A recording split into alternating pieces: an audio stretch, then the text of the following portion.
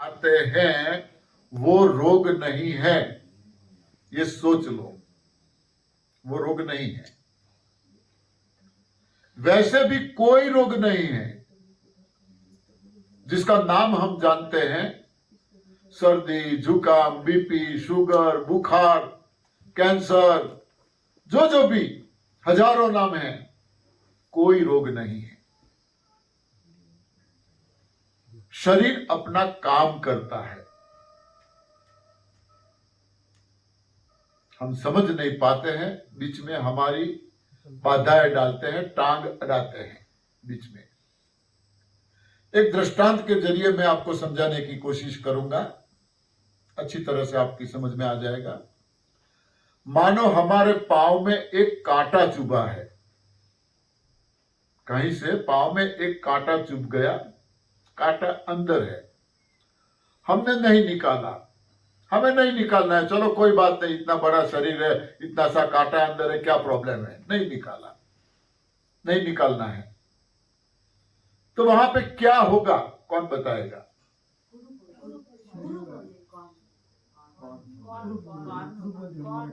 वहां पे पीड़ा होगी, वहां पे पस हो जाएगा। जैसे पस बाहर निकलेगा, कांटा निकलेगा कि नहीं? कांटा भी अपने आप निकल जाएगा। ये प्रोसेस किसने की? कुदरत ने की। ये आलसी कांटा अंदर है, निकाल नहीं रहा है, तो वो काम में लग गया। देखो कुदरत हमारा कितना ख्याल रखती है, हम समझ नहीं पाते हैं कितना ख्याल रखती है। कांटा देखो तो मामूली छोटा सा, इतना छोटा सा कांटा। अब हमें यह सोचना चाहिए, ये सवाल होना चाहिए, किसी के ये सवाल पैदा नहीं होता, बाकी सारे सवाल पूछते हैं, ये नहीं पूछता कोई। सवाल ये होना चाहिए कि इतना छोटा सा कांटा भी कुदरत ने शरीर में नहीं रहने दिया, जिसकी जरूरत नहीं थी। अभी मैं बताऊंगा कि कोई पस निकाल के दो, दिखाओ मुझे, निकाल पाएगा कोई पस? नहीं। जहां भी हम कोशिश करेंगे खून ही निकलेगा। तो पस बनाने की क्रिया कुदरत ने शुरू कर दी। तो जिसकी जरूरत नहीं है, वो इतना छोटा सा कांटा भी शरीर अंदर नहीं रखती, बाहर निकाल देती है। तो ये जो मल है चिपका हुआ, उसको क्यों नहीं निकालती? चाहे हमारा गलत आहार हो, चाहे गलत मल बना हो, मगर शरीर में तो जरूर नहीं है ना। शरीर को तो ये काम करना चाहिए ना, क्यों नहीं करता?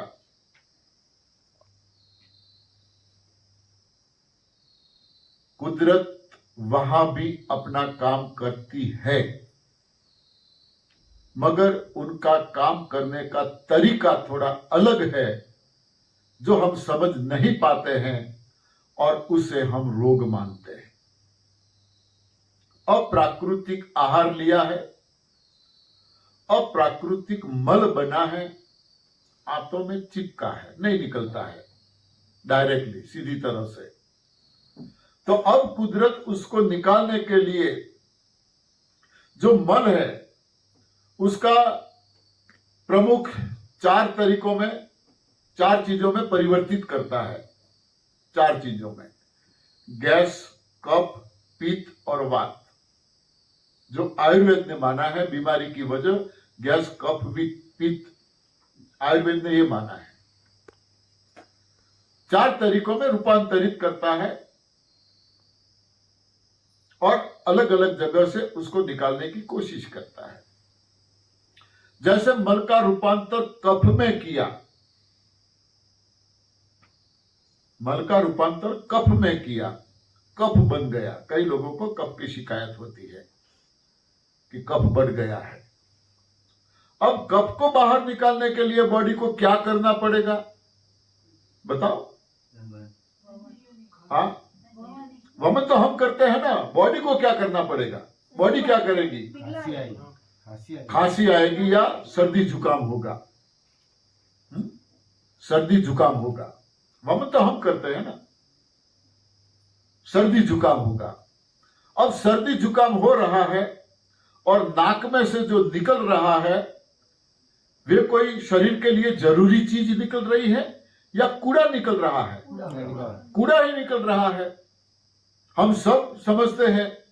फिर भी सर्दी जुकाम होता है तो हम कोई ना कोई उसको मिटाने की कोशिश करते हैं कि नहीं?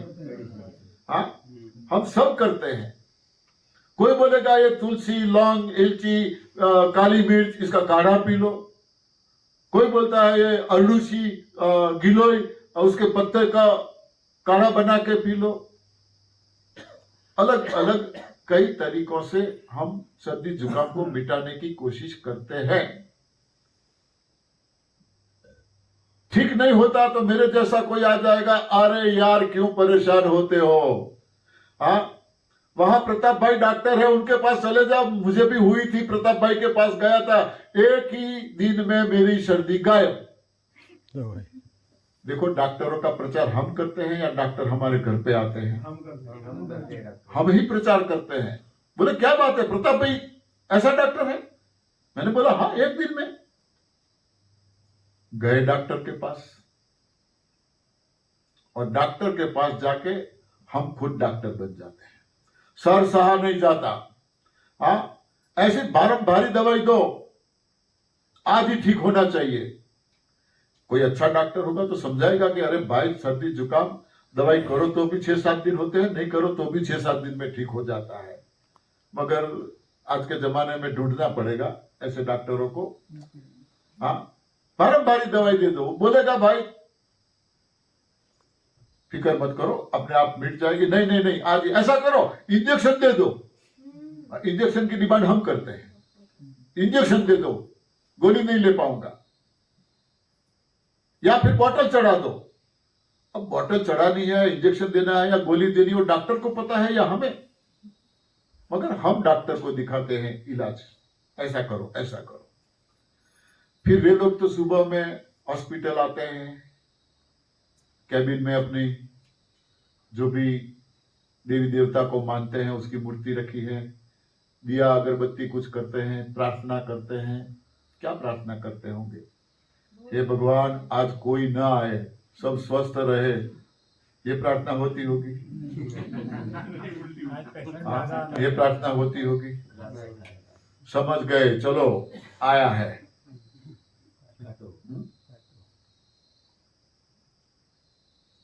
क्या दवाई देंगे? जो निकल रहा था कफ, उसको सुखाने की, उसको सुखाने की दवाई दे दी, निकलना बंद हो गया। हाँ, जो निकलता था उस पे बुच लगा दिया, दबा दिया। अब मल अंदर, कफ अंदर सूख गया। कुदरत कहती है चलो बेटा कोई बात नहीं, और भी तरीके हैं मेरे पास, मैं कोशिश करूंगा। फिर सूखे हुए कफ को निकालने के लिए खांसी होती है। शुरुआत में खाली खांसी आती है, कफ निकलता नहीं है क्योंकि सूख गया है, अंदर चिपक गया है, खाली खांसी आती है। अब हम ये खाली खांसी को भी नहीं सह पाते। कुछ दिन खाली खांसी आने के बाद धीरे धीरे कफ अलग होगा, निकलना शुरू होगा। हम बोलते हैं कि अब खांसी पक गई, अब कफ निकलने लगा। मगर इतना इंतजार हम नहीं करते। खाली खांसी को भी हम नहीं सह पाते, तुरंत फिर से कोई बोलेगा चना खाओ, गुड़ खाओ, कोई बोलेगा ये खाओ वो खाओ। नहीं, पहले तक सीधे डॉक्टर के पास नहीं जाते।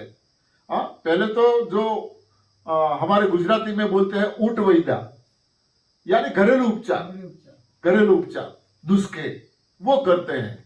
उससे ठीक नहीं होगा तो फिर मेरे जैसा कोई आएगा, अरे यार मैंने बोला तो था प्रताप भाई के पास जाओ। फिर प्रताप भाई के पास। हाँ, वहां तो दवाई के अलावा कोई इलाज नहीं है, फिर से उसको दबा दिया। कुदरत बोले कोई बात नहीं बेटा, और भी तरीका है मेरे पास। दस्त कर देगा, दस्त, बार बार टॉयलेट के जरिए कफ निकलेगा, कूड़ा निकलेगा। हाँ, दस्त कर देगा। यहां भी किसी को हुआ था, कौन था 7 नंबर के कमरे में, आप ही थे, हाँ, दस्त कर देगा। मगर टॉयलेट तो एक ही बार जाना चाहिए, दूसरी बार किसी को जाते हुए देखते हैं तो भी ए भाई क्या हुआ, हाँ क्या खाया था, खाने का ख्याल रखो, खाने का ख्याल रखो। ये कोई गवर्नमेंट रूल्स हो, स्ट्रिक्टली फॉलो करते हैं हम। तो फिर वही बातें आ जाएगी, कोई बोलेगा चलो दही और बाजरी की रोटी खाओ, दही दस्त बंद हो जाएगा। दही में इसबगुल मिलाओ, दस्त बंद हो जाएगा।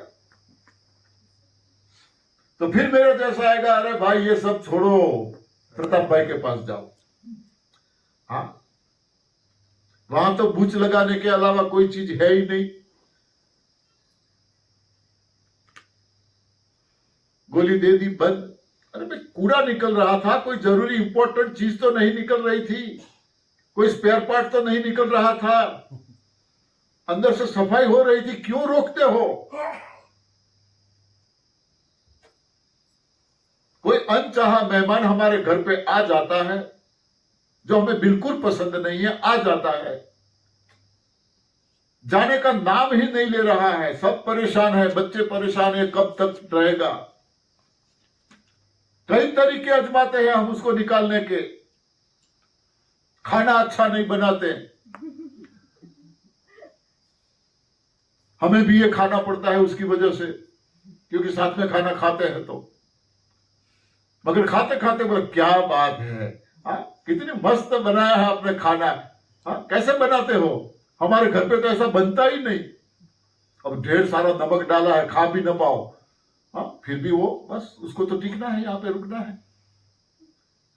बोलेंगे कि अब हमें जाना पड़ेगा पूरे परिवार को, कोई बात नहीं, आप जाओ, मैं घर पे बैठा हूं, घर की रखवाली करूंगा, फिक्र मत करो, आराम से आओ, जितने दिन रुकना है रुक के। मगर एक दिन वो खुद अपने मुंह से बोलेगा कि अब मुझे जाना होगा, सोचो हमें कितनी खुशी होती होगी।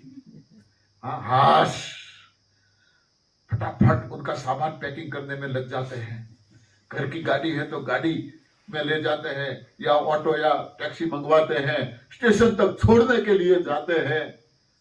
कितनी खुशी होती है, हम उसको हेल्प करते हैं, उसको जाना है तो हम उसको हेल्प करते हैं।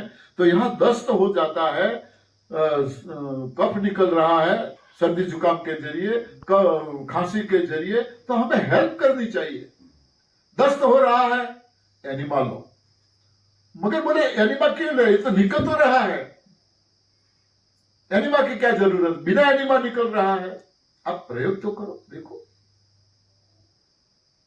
जल्द निकल जाएगा। सर आपने ये नुस्खा उस दिन बताया था, उसके बाद कुछ नहीं हो। सही है ना नुस्खा,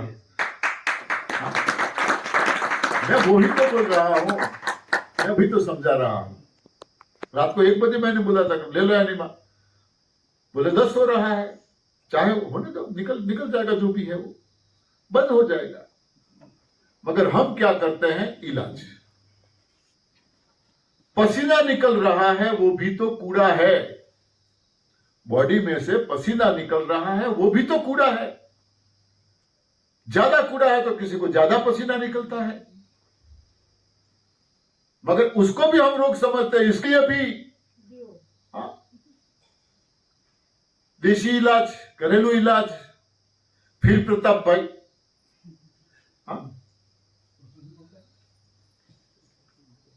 प्रताप भाई यानी डॉक्टर के पास, फिर डॉक्टर के पास,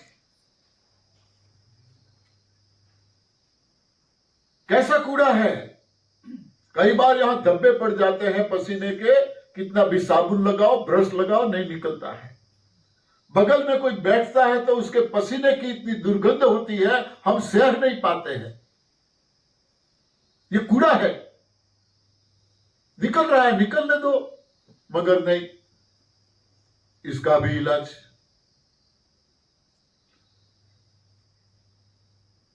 शरीर पे जो जमोरिया होती है, घमोरिया बोलते क्या बोलते हैं, वही फफोले निकलते हैं, ये सब क्या है, ये भी तो कूड़ा निकल रहा है, अंदर जो गंदगी है वो निकल रही है।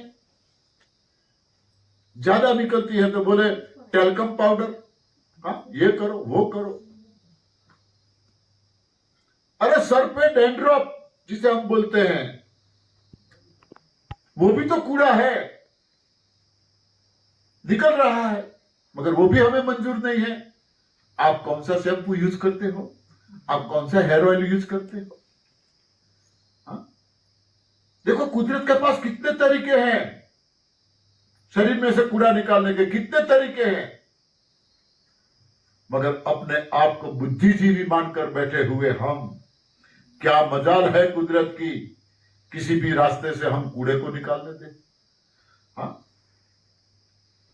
बुखार आता है, वो भी तो जो मल नहीं निकल रहा है, कुदरत उनको जलाने का काम करती है। मल को कब जलेगा? जलाने के लिए बॉडी को गर्म करना पड़ेगा। 105 डिग्री तक बॉडी को गर्म करता है, मल जलता है। मगर हमें पता है 105 डिग्री डेंजर बताया गया है हमें, हाँ, मेडिकल वालों ने। डर जाते हैं हम। बिल्कुल मत डरो, बिल्कुल मत डरो। जो भी होता है कुदरत अपना काम करती है। हमने बार बार मैं बोलता हूं, हमने गाड़ी अब कंपनी में दे दी है। कंपनी को जो करना है वो करना पड़ेगा इनको। बार बार हमें उनमें डिस्टर्ब करने की जरूरत नहीं है। कंपनी वालों को हम क्या सिखाएंगे? गाड़ी उन्होंने बनाई है। तो कुदरत ये सारे काम करती है। कोई माँ बाप का इकलौता बेटा है, थोड़ा आउटलाइन पे चला गया है, तो उसको सुधारने के लिए हम कितनी कोशिश करते हैं। हमारी नहीं सुनता तो परिवार वालों को बोलते हैं, उनकी नहीं सुनता तो अड़ोस पड़ोस वालों को बोलते हैं, इनकी नहीं सुनता तो रिश्तेदारों को बोलते हैं। किसी की वो नहीं सुनता। आए दिन माँ बाप को लाखों रुपए के गड्ढे में डालता है, घाटा करता है। कब तक देते रहेंगे माँ बाप, कब तक देते रहेंगे? हाँ, किसी की वो सुनता ही नहीं। फिर आखिर एक दिन क्या करेंगे? कई बार अखबार में हम पढ़ते हैं, हाँ, नरहरि भाई पंड्या हमारा बेटा है, हमारे कहावे में नहीं है, इसके साथ कोई लेन देन मत करना, किया तो हमारी जिम्मेदारी नहीं है। हम माँ बाप हाथ खड़े कर देते हैं। इसी तरह इतनी कोशिशें करने के बाद कुदरत की हम नहीं मानते हैं, तब कुदरत हाथ खड़ा कर देती है। भाई मुझसे जो होना था वो मैंने कर दिया, अब आप जानो। फिर जो होता है वही रोग है। न कैंसर रोग है, न शुगर रोग है। बॉडी को जब जरूरत पड़ती है शुगर की तो बढ़ा देती है, जरूरत नहीं पड़ती है तो कम कर देती है। बीपी की ज्यादा जरूरत है तो बीपी हाई कर देती है, जरूरत नहीं होती है तो लो कर देती है। मगर शर्त एक है, हमें सही रास्ते पे चलना पड़ेगा। गलत रास्ते पे चल रहे हो और ये सारे प्रॉब्लम हो रहे हैं, खतरा, डेंजर। और सही रास्ता एडवांस न्यू डाइट सिस्टम। ठीक है? तो खाए क्या? कोई घर ऐसा नहीं है जिसकी सुबह दूध से शुरुआत ना हो, हाँ, पका हुआ खाना न बनता हो। कोई घर ऐसा नहीं है। यहां तो खाने के लिए बचा ही नहीं। तो हम बोलते हैं लंघनम परम औषधम। आयुर्वेद वहां पर 100% सही है। देखो हम यहाँ किसी के अपोज में नहीं है, ना आयुर्वेद के, ना होम्योपैथी के, ना नेचुरोपैथी के, ना एलोपैथी, किसी के अपोज में नहीं है। क्या अधिकार है हमें? हर किसी में कुछ ना कुछ ठीक होता है, अच्छा होता है, कुछ कमियां होती हैं। यहां हम ये भी गारंटी नहीं दे रहे हैं एनडीएस या एडवांस न्यू डाइट सिस्टम 100% सही है। इसमें भी कुछ कमी हो सकती है, इसमें भी कुछ कल नया हमारे सामने आ सकता है। और हम आप सबको बोलते हैं कि ढूंढो, हाँ, इसमें से और कुछ नया ढूंढो, और क्या इसमें जोड़ सकते हैं जो हम जल्द ठीक हो सकते हैं, क्या ऐसा खा सकते हैं जो हम जल्द ठीक सोच सकते हैं। इसीलिए बोलता हूं, जब तक आप अपने खुद का डॉक्टर नहीं बन पाओगे, यहां बैठने वाला कोई आपको ठीक नहीं कर पाएगा, कोई नहीं। खुद का डॉक्टर खुद बनना पड़ेगा। ढूंढते रहो, बॉडी हमारा है, हम कैसे बताएं आपको क्या खाना है? हाँ, आप सबको एक ही जूस दे रहे हैं, सबकी बॉडी अलग अलग है, सबको कैसे सूट हो सकता है? तो आपको ढूंढना है। बहुत सी सारी चीजें हैं कुदरत ने दी है खाने के लिए, ढेर सारी चीजें हैं, सब हमारे लिए नहीं हो सकती, सबका बॉडी अलग अलग है। तो आयुर्वेद ने वहां सही बताया है, रोग चाहे कोई भी हो, इलाज एक ही है, लंघनम परम औषधम, खाना छोड़ दो। कब तक? मैं तो यही बोलूंगा, क्योंकि मैंने प्रयोग किया है, 11-11 दिन का 3 बार मैंने निर्जला किया है। तो ठीक होना है तो खाना छोड़ दो। यही सोच लो, आज तक हम खाने के लिए जिए हैं, अब जीने के लिए खाना है। बॉडी को 24 आवर्स में ठीक चलाने के लिए सिर्फ और सिर्फ 250 से 300 ml जूस की जरूरत पड़ती है, सिर्फ 250 से 300 ml जूस। मगर हमने आदत डाली है ज्यादा खाने की, ज्यादा पीने की, हमने आदत डाली है। तो ज्यादा खाते हैं, ज्यादा पीते हैं, तो बॉडी तो अंदर रखती नहीं है, जरूरत के मुताबिक ही स्वीकार करती है, कैचअप करती है। बाकी का तो कूड़ा फिर हमें निकालना ही पड़ता है, नहीं निकलता है तो एनिमा लेना पड़ता है और प्राकृतिक क्रिया करनी पड़ती है, नहीं निकलता है तो बार बार यूरिन जाना पड़ता है। जूस ज्यादा पीते हैं तो बार बार यूरिन जाना पड़ता है, बॉडी निकाल देती है। तो क्यों बॉडी को कष्ट दे? हमारी जो प्राण शक्ति, जीवनी शक्ति है, वो उसमें खर्च होती है फिजूल, जिसको हमें हो सके इतना ज्यादा बचाना है, हो सके इतना। मगर आदत डाली है, इसमें मैं भी आ गया, सब आ गए, आदत डाली है ज्यादा खाने की। पेट में कुछ भारीपन नहीं लगता, तब तक ऐसा लगता है कुछ खाया ही नहीं। हाँ, कुछ भारीपन लगना चाहिए। स्टेप बाय स्टेप हम धीरे धीरे आगे बढ़ेंगे, तो ये आदत में से भी हमें छुटकारा मिल सकता है। ये आदत में से भी जरूरी नहीं है बॉडी को सिर्फ और सिर्फ जूस ही चाहिए। हम एप्पल खाते हैं, बनाना खाते हैं, अमरूद खाते हैं, जो भी कोई फ्रूट्स खाते हैं, तो फिर बॉडी को इसमें जूस बनाना पड़ता है, शक्ति खर्च होती है। तो डायरेक्ट जूस ही क्यों ना पिए? इसीलिए हम रसाहार को महत्व देते हैं। सबसे बढ़िया इलाज है लंघनम परम औषधम, दूसरा है रसाहार। आप रसाहार पे रहो, जूस पे रहो, आपकी जीवनी शक्ति बचेगी, प्राण शक्ति बचेगी, जो रिपेयरिंग का काम करेगी। जिसको जो भी प्रॉब्लम है, जहां भी है, वहां पे वो रिपेयरिंग का काम करेगी। आयुर्वेद ने उसका उपवास का दूसरा महत्व यह समझाया है। क्यों उपवास? तो बोला है आहारम पचति शिखी। आहार यानी भोजन, पचति यानी पाचन करता है, शिखी यानी जठर। हमारा जो जठर है, XYZ जो भी कुछ हम खाते हैं, उसका पाचन जठर करता है। और जठर जो है दुनिया का सबसे बड़ा डॉक्टर है, दुनिया का। कभी कोई डॉक्टर के पास जाने की जरूरत नहीं पड़ेगी। बाहर जाओगे, अलग अलग डॉक्टर है, कोई कान का डॉक्टर, कोई नाक का डॉक्टर, कोई आंखों का डॉक्टर, कोई हार्ट का डॉक्टर, अलग अलग स्पेयर पार्ट के अलग अलग डॉक्टर, कोई दाहिने कान का, कोई बाएं कान का, अलग अलग डॉक्टर हैं सब। यहां सर्व रोग निष्णात, सारे रोगों का निष्णात डॉक्टर है हमारा जठर। मगर आज तक हमें पता नहीं है कि सारे रोगों का स्पेशलिस्ट डॉक्टर हमारे अंदर ही है, हमें पता नहीं है। और हम दर दर भटकते रहते हैं। कोई बोलेगा ये डॉक्टर के पास जाओ, तो वहां जाते हैं, कोई बोलेगा वहां जाओ, वहां सिर्फ हम भटकते रहते हैं ऐसा नहीं है, डॉक्टर भी बीमार हैं, वो भी अलग अलग डॉक्टरों के पास घूमते रहते हैं, वो भी घूमते रहते हैं, जबकि डॉक्टर हमारे अंदर है। तो हमें सवाल यह होना चाहिए कि अंदर है तो फिर हम बीमार क्यों हैं? इसलिए कि डॉक्टर को हम वक्त नहीं देते हैं। हम क्या करते हैं, बस पूरा दिन खाते रहते हैं, पीते रहते हैं, चक्की चालू ही रहती है। और मैंने पहले बताया कि हम कितना खाते हैं, कितना पीते हैं।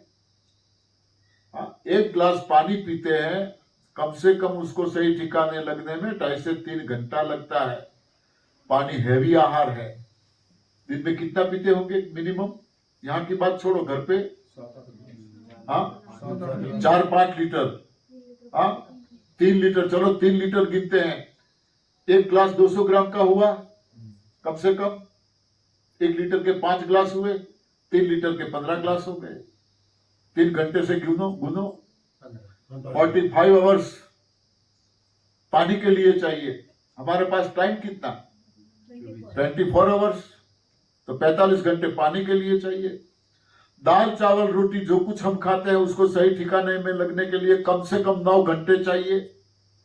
कितनी बार खाते होंगे? 3 बार। 27 घंटा वो ये हो गया। गिनते जाओ, 45 27 टोटल लगाते जाओ। बाद में मैं बताऊंगा, पूछूंगा कितना हुआ। मैदे की कोई आइटम हम खाते हैं, मैदे की कोई भी आइटम, कम से कम 36 आवर लगते हैं, कम से कम 36 आवर। हफ्ते में कितनी बार चलता होगा? एक कप चाय पीते हैं, उसको सही ठिकाने में लगने के लिए कम से कम 75 घंटे चाहिए। एक कप चाय के लिए 75। और पाचन होने के बाद भी बॉडी में कोई फायदा नहीं, नुकसान ही नुकसान है। चीनी जहर है, चाय पत्ती जहर है, दूध साइलेंट किलर जहर है। और तीनों को मिला के उबालते रहते हैं। कड़क मिठी, कड़क मिठी, कड़क मिठी चाय चाहिए। पानी मत डालना, ओनली मिल्क। 75 आवर्स। एक तीसरा नया, चौथा नया जहर बनता है। ये तीनों मिला के उबालते हैं ना, तो एक चौथा नया जहर बनता है। कई रोगों को न्योता देता है, कई रोगों को। मगर चाय के बिना तो हमारी सुबह होती ही नहीं है। ब्लैक टी चाहिए। तो इसीलिए हम उपवास को ज्यादा महत्व देते हैं। नॉनवेज की तो बात ही छोड़ो, वो पाचन होने लायक चीज ही नहीं है नॉनवेज तो। इसीलिए तो जितने नॉनवेज वाले हैं वो इतने बीमार है, इतने ये वेजिटेरियन नहीं है इतने बीमार। हमारा आहार ही नहीं है वो तो इसीलिए उपवास को महत्व यहां दिया गया है।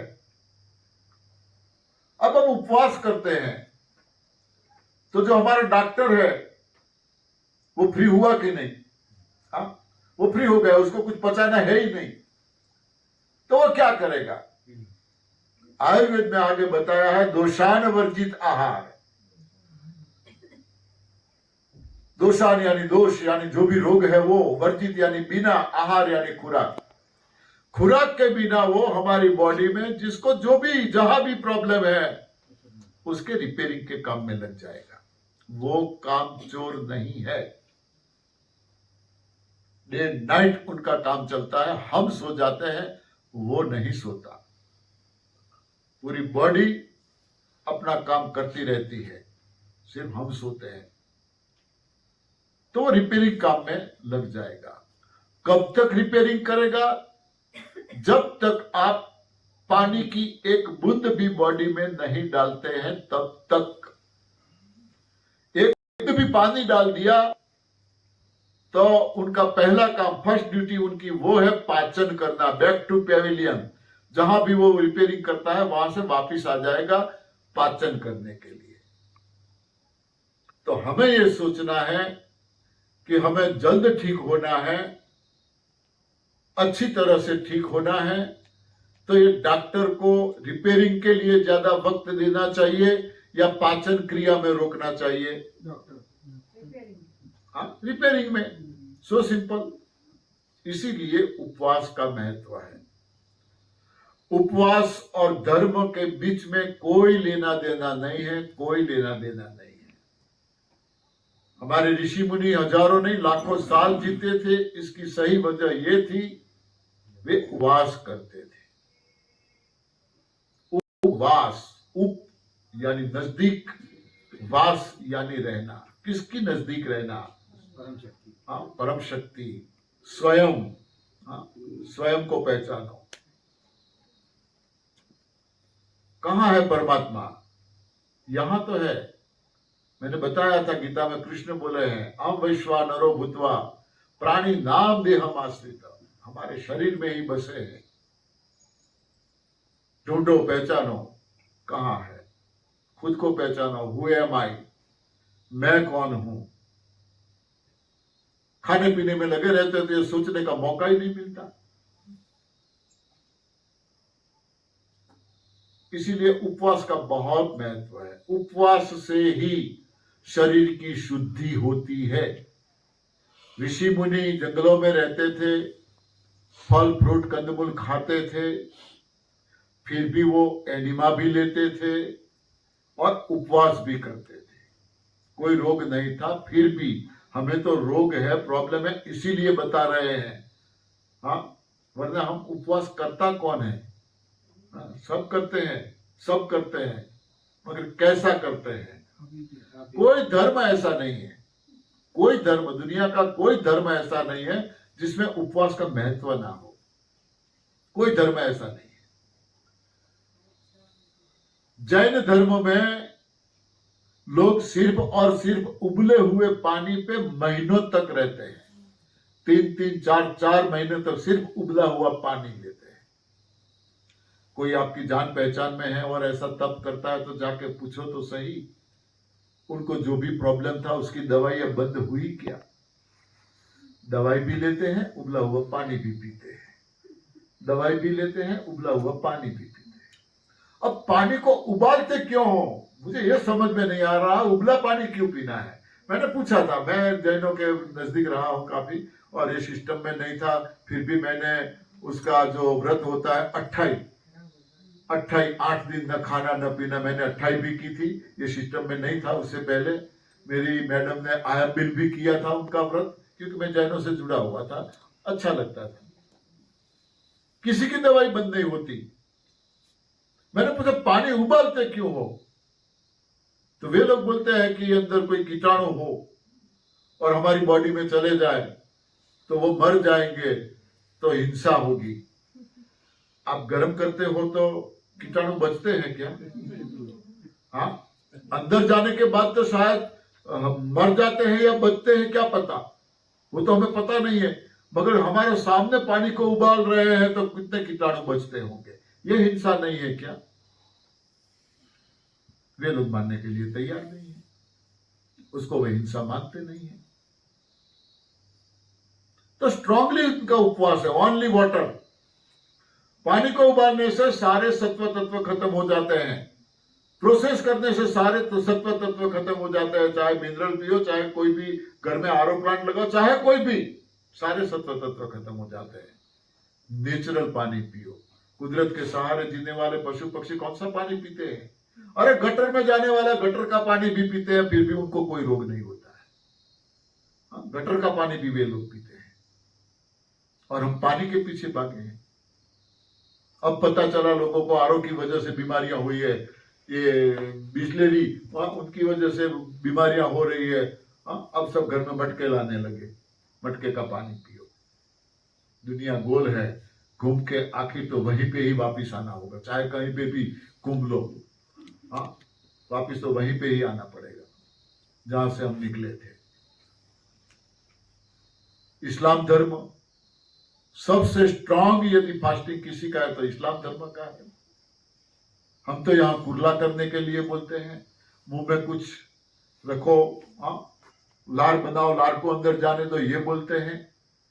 इस्लाम धर्म में तो अपना थूक भी नहीं निकलते हैं। रमजान महीना जब होता है अपना थूक भी नहीं निकलते हैं, बाहर निकाल देते हैं। इतना स्ट्रांग उपवास है इसका। गुरुजी लेकिन वो रात में खाते ना। मगर पूछो तो सही, उनकी दवाइयां कितनों की बंद हुई, किसी की नहीं। क्यों? गलत उपवास। दिन को रोजा रखत, रात को हनत, गाय क्या खुश रहे खुदाए, कबीर ने बोला है। पूरा दिन रोजा, जैसे शाम हुई नहीं टूट पड़ते हैं खाने पे, सारी रात टूट पड़ते हैं खाने पे। जैनों में उबले हुए पानी पे रहते हैं, एनिमा नहीं लेते हैं। मल अंदर सूख जाता है, निकलता नहीं है, गट्ठे हो जाते हैं। फिर ये उपवास होने के बाद काढ़ा पिलाते हैं अलग अलग तरह के, उसको निकालने के लिए। उपवास का सही पता किसी भी धर्म में किसी को भी नहीं है। हमारे धर्म की हम क्या बात करें, जरूरत है कुछ करने की? नहीं मालूम है। कल उपवास है तो आज से तैयारी करेंगे। हाँ देखो, कल उपवास है, घर में क्या क्या है देखो। हाँ नहीं है तो कुछ मार्केट से ले आना। उपवास के दिन हम ज्यादा खाते हैं या कम? ज्यादा खाते हैं। फिर भी कोई कुछ काम हो और कोई काम बताता है तो क्या बोलते हैं? आज मेरा उपवास है, मुझसे नहीं होगा। घर वाले भी बोले नहीं, उनको मत बोलो आज इनका उपवास है। हाँ, सुबह में उठते ही चक्की चालू हो जाती है, दिन भर खाते रहते खाते रहते खाते रहते।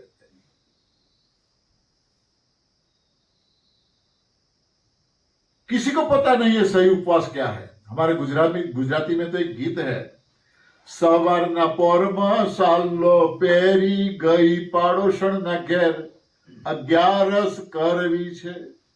सुबह में उठते ही साड़ी पहन के नहा धो के तैयार होके पड़ोसी के वहां गई, मैडम मुझे आज एकादशी करना है।